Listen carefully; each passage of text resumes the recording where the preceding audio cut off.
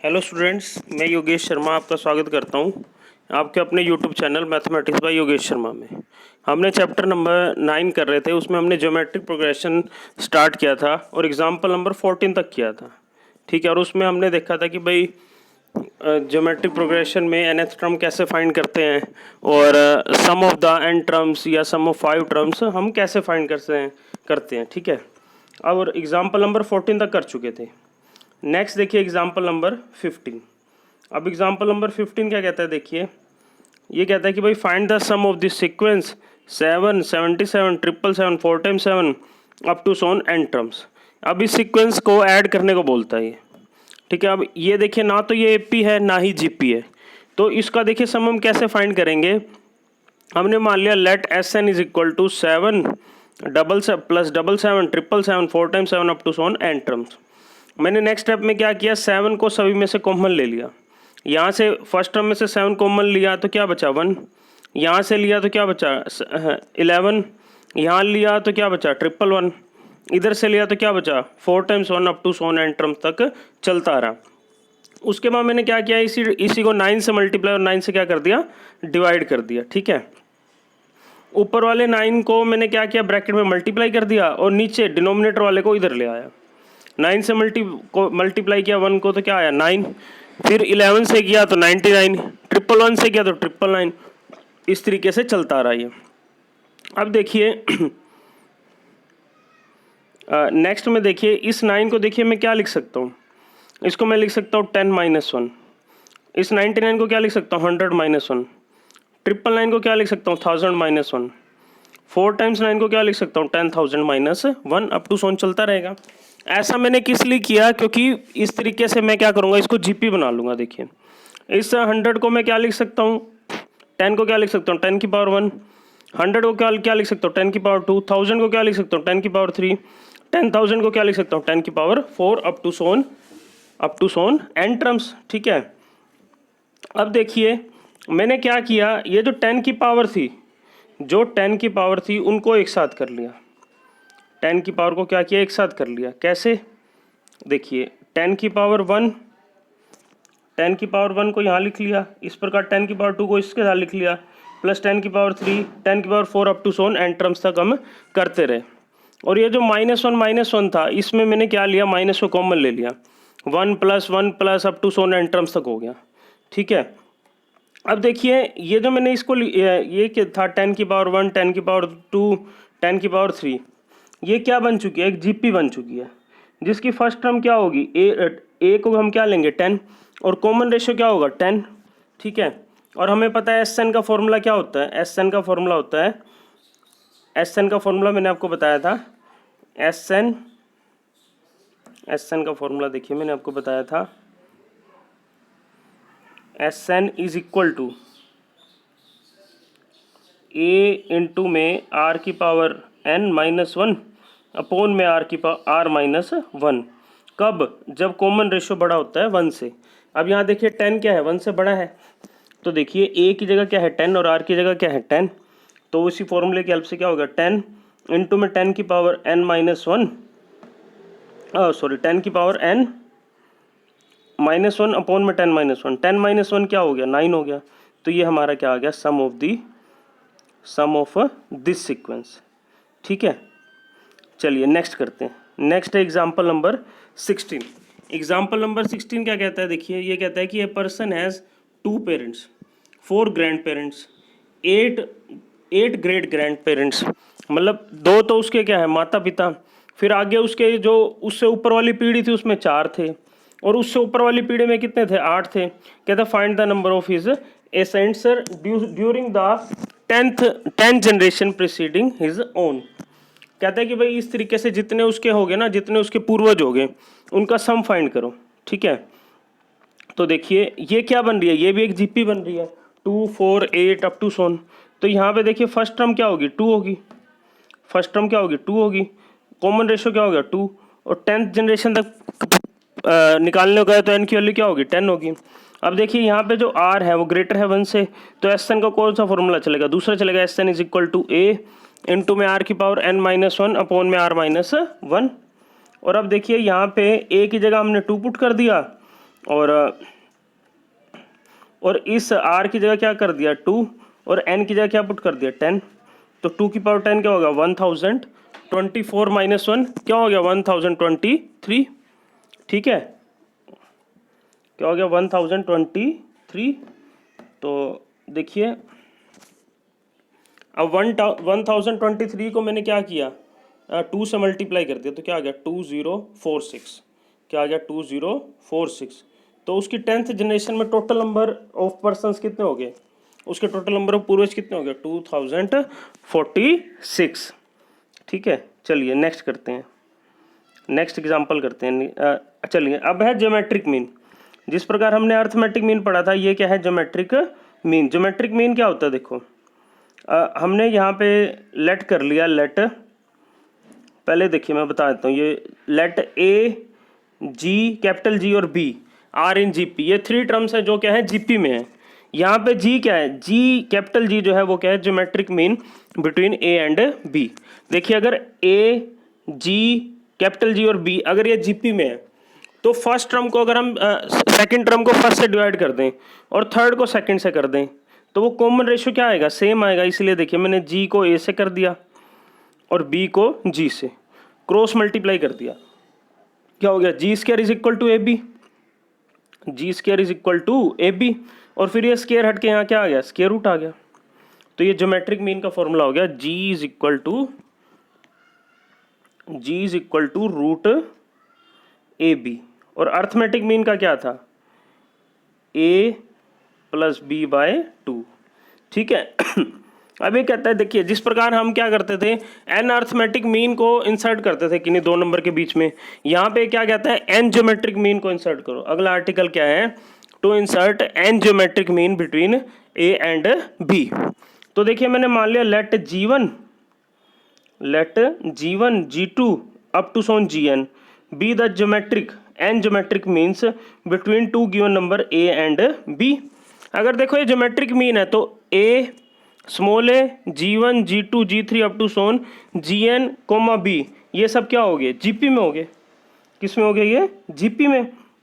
देखिए ये first term ये एन टर्म्स और ये बी फर्स्ट और एन, तो यहाँ तक Gn कौन सी टर्म होगी n प्लस 1th टर्म। तो b क्या हो जाएगी b क्या हो जाएगी n प्लस 2th टर्म। ठीक है, जिस प्रकार हम किस में करते थे अर्थमेटिक मीन में करते थे। और यहाँ पे कॉमन रेशियो को मैंने मान लिया है r, कॉमन रेशियो क्या मान लिया है स्मॉल r। तो देखिए let small r with the common ratio of the GP. Now there are n plus 2 terms in this GP and b with the n plus 2th term. ये मैंने आपको बता दिया। तो देखो a n प्लस 2 क्या हो जाएगा ए आर की power N plus 1। General term of GP आपको पता है A N is equal to A into में आर की पावर एन माइनस 1। तो एन की जगह देखिए अगर एन प्लस 2 पुट कर दोगे तो एन प्लस 2 माइनस 1 क्या हो जाएगा एन प्लस 1। तो ये क्या हो गया एन प्लस 2 टर्म क्या है बी। तो इधर ए को हम क्या किया हमने ए को इधर डिवीजन में ले आए, ये जो a है इधर डिवीजन में ले आए और ये जो r की पावर थी n प्लस 1 इधर आगे क्या होगी 1/n प्लस 1। तो यहाँ पे हमारे पास क्या आ गया कॉमन रेशियो आ गया। क्या आ गया बच्चों कॉमन रेशियो। कॉमन रेशियो क्या है हमारा b बाय a की पावर 1/n प्लस 1। तो देखिए जो फर्स्ट ज्योमेट्रिक मीन है वो क्या है ए आर। ठीक है, तो ये क्या होगा a इंटू में b बाय a की पावर होल की पावर 1/n प्लस 1। और G2 क्या होगा a इंटू में आर स्क्र क्या हो जाएगा a इंटू में b बाई a होल की पावर 2/n प्लस 1। इसी प्रकार G3 क्या हो जाएगा ए आर क्यूब, क्या हो जाएगा ए आर क्यूब, r की जगह क्या पुट कर देंगे b बाय a। ठीक है, इसी प्रकार Gn हो जाएगा, Gn क्या हो जाएगा ए आर की पावर n a इंटू में b बाई a की होल की पावर n/n प्लस 1। तो ये हमारे क्या आ गए एन ज्योमेट्रिक मीन आ गए।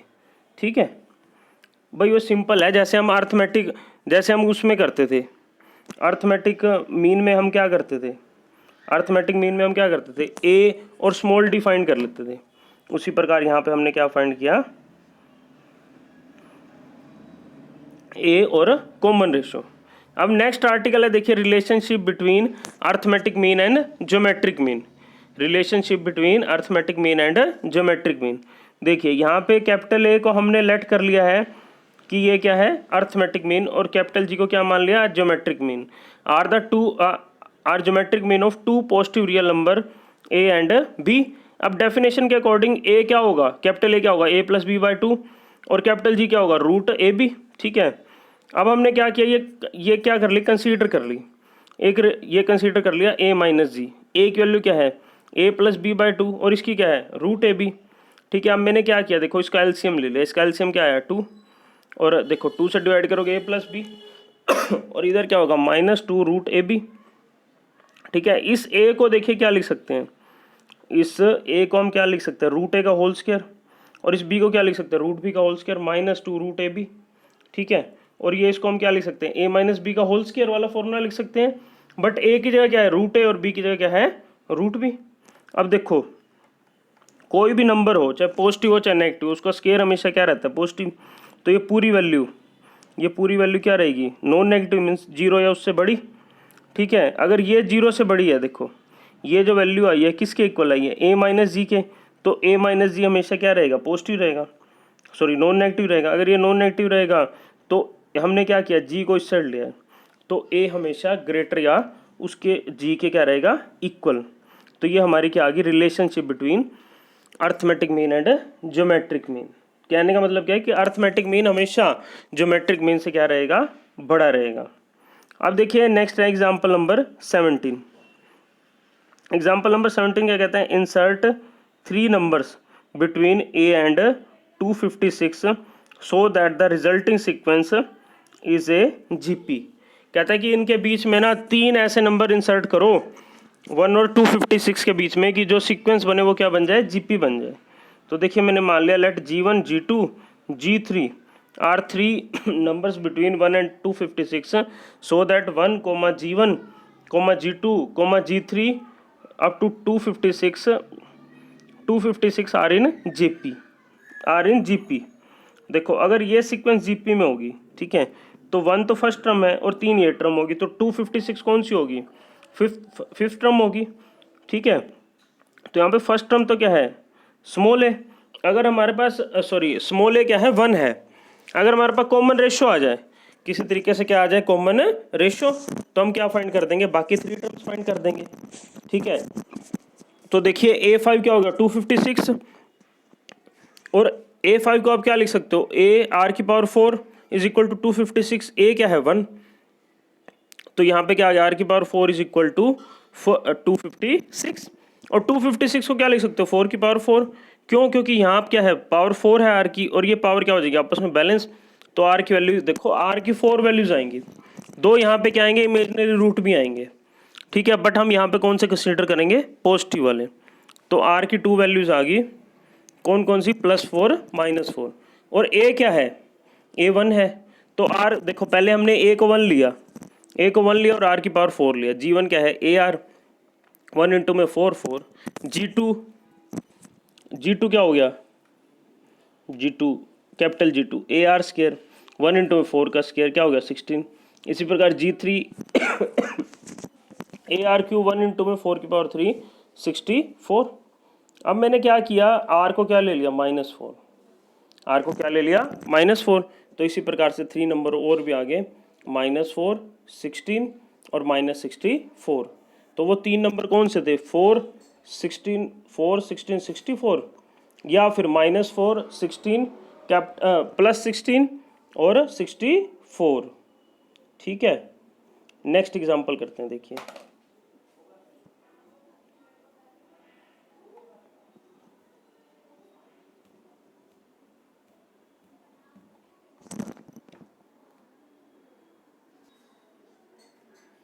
चलिए नेक्स्ट देखिए एग्जाम्पल नंबर 18। कहता है इफ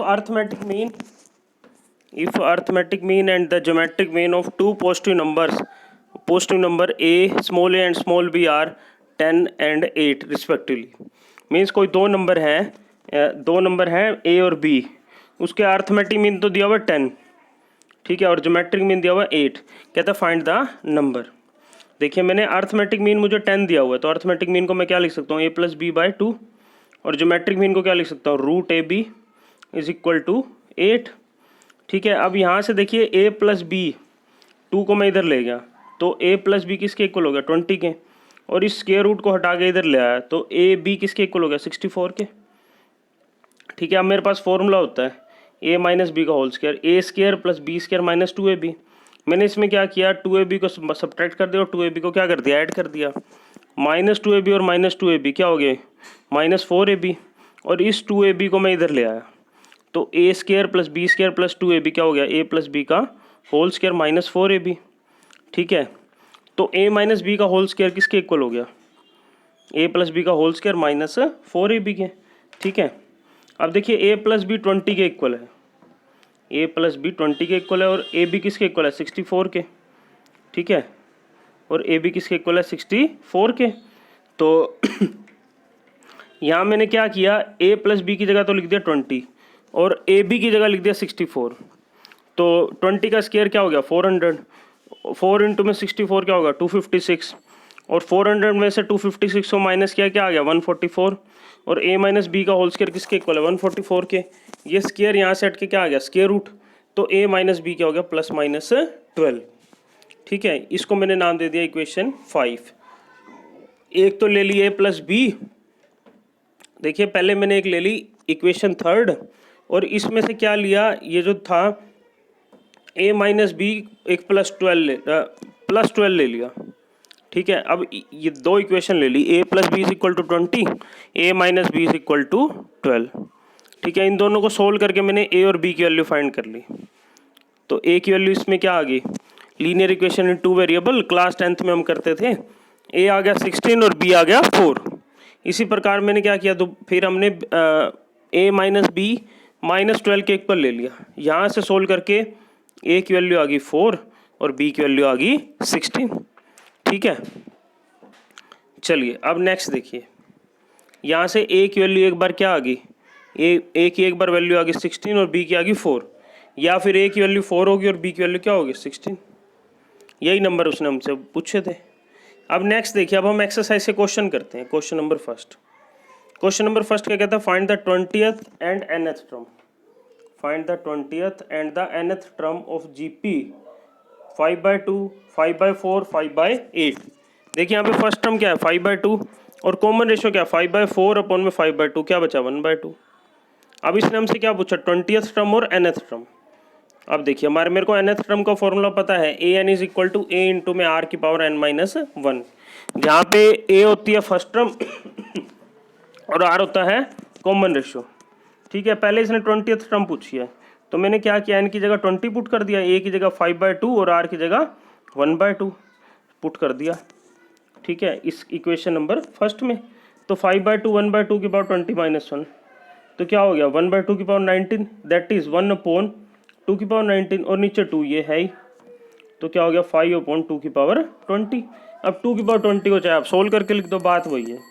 फिर अब इसने मुझसे क्या पूछा था, nth टर्म भी, तो n की जगह मैंने n पुट कर दिया, a की जगह 5/2 और r की जगह 1/2, किस में, इक्वेशन फर्स्ट में। तो यहाँ से मेरे पास क्या आ गया, 5/2 इंटू में 1/2 की power n-1 is equal to 5/2 की पावर n। ठीक है, ये हो गया हमारा क्वेश्चन नंबर फर्स्ट। अब क्वेश्चन नंबर सेकंड की तरफ चलते हैं। देखिए आसान है, सिंपल है बहुत क्वेश्चन। क्या कहता है, find the 12th term, find the 12th term of GP whose 8th term is 192 and common ratio is 12। देखिए एक तो मुझे इसने 8th टर्म दे दी और क्या दे दिया, कॉमन रेशियो दे दिया, और मुझसे क्या पूछ ली, 12th टर्म पूछ ली। तो एट्थ टर्म किसके इक्वल है, 192 के। मैंने इसको मान लिया कि वो जो फर्स्ट टर्म है उसको स्मॉल ए मान लिया और कॉमन रेशियो क्या मान लिया, 2 मान लिया। एट को क्या मैं लिख सकता हूँ, a इंटू में r की पावर 7, तो यहाँ पे r की जगह मैंने क्या पुट कर दिया, 2। ठीक है, तो यहाँ से देखिए a इंटू में 2 की पावर 7 इज इक्वल टू 192, और यहाँ से a क्या आ गया, a आ गया 192 अपॉन में 2 की पावर 7।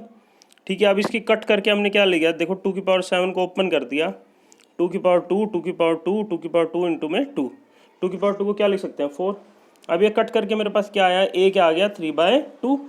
अब इसने मुझसे क्या पूछा था, 12th टर्म, ट्वेल्थ टर्म के लिए मुझे क्या चाहिए, एक तो ए चाहिए और क्या चाहिए, आर चाहिए। ए की जगह लिख दिया 3/2 और आर की जगह 2, तो ए का पावर नीचे और ऊपर क्या है 11, तो क्या बचा 2 की पावर 10। 2 की पावर 10 क्या होता है 1024, दैट इज़ 1024, और 3 को इससे मल्टीप्लाई करते क्या आ गया 3072। ठीक है, नेक्स्ट क्वेश्चन करते हैं। नेक्स्ट में देखिए क्या कहता है कि if fifth, eighth and 11th term, if fifth, eighth and 11th term of GP are P Q and R, sorry P Q and S. देखो फिफ्थ टर्म है पी और एट्थ टर्म है क्यू और फिफ्थ टर्म है P, eighth term है Q, 11th term है S. कहते हैं show that Q square is equal to P S. अब ये जो जीपी है ना, मैंने मान लिया इसकी फर्स्ट टर्म है ए और कॉमन रेशियो है स्मॉल आर, और मुझे फिफ्थ टर्म पी गिवन है, तो मैं इसको क्या लिख सकता हूँ ए आर की power 4 is equal to p. Eighth term equal है क्यू, ए 8 को मैं क्या लिख सकता हूँ ए आर की power 7 is equal to q. इसी प्रकार ए 11 को क्या लिख सकता हूँ ए आर की power 10 is equal to s. और मुझे प्रूफ क्या करना है q square is equal to P s. तो पहले मैं क्या करूँगा, सेकंड को डिवाइड कर दूंगा फर्स्ट से, फिर थर्ड को डिवाइड कर दूंगा सेकंड से। देखिए जब मैं सेकंड को जब मैं फर्स्ट से डिवाइड करूंगा, देखो क्या हो जाएगा, ये हो जाएगा ए आर की पावर 7 अपॉन में ए आर की power 4 is equal to q by p. ये कट के क्या बचा आर की पावर 3, ए से कैंसिल हो गया। ठीक है, इसी प्रकार मैंने क्या किया, थर्ड को सेकंड से डिवाइड कर दिया, तब यहाँ पे क्या बचा, देखो आर की power 3 is equal to s by q. अब मैंने क्या किया, देखो ये भी पी बाई क्यू, ये भी आर क्यूब के इक्वल है, ये भी किसके इक्वल है आर क्यूब के। तो इन दोनों की हेल्प से देखो अगर इनकी लेफ्ट हैंड साइड इक्वल है तो राइट हैंड साइड भी क्या होंगी, इक्वल होंगी। ठीक है, तो क्यू बाई पी किसके इक्वल हो गया, एस बाई क्यू के। यहाँ से क्रॉस मल्टीप्लाई करके क्या आ गया, q square is equal to P s. एक और क्वेश्चन करते हैं, देखिए क्वेश्चन नंबर 14। क्वेश्चन नंबर 14 क्या कहता है कि if the fourth term of GP is the square of second term, means ये क्या कहता है सेकंड टर्म का स्क्वायर करते हैं वो फोर्थ टर्म के इक्वल है, and the first term is -3 determine the seven term. एक तो इसने हमें बता दिया कि जो इसकी फोर्थ टर्म है ना वो सेकंड टर्म का स्क्वायर करके आई हुई है, और जो फर्स्ट टर्म है वो -3 है, और सेवन टर्म हमने फाइंड करनी है। ठीक है, तो मैंने यहाँ पे क्या ले लिया, first term is equal to A और common ratio is equal to small R. अब देखिए फर्स्ट टर्म क्या है -3, और हमें पता है nth टर्म का फॉर्मूला क्या होता है, A N is equal to A into में आर की पावर n-1, और क्वेश्चन के अकॉर्डिंग ए आर की पावर 4 क्या है A2 का होल स्क्वायर, और A4 को आप क्या लिख सकते हो ए आर की पावर 3, और सेकंड टर्म को आप क्या लिख सकते हो ए आर।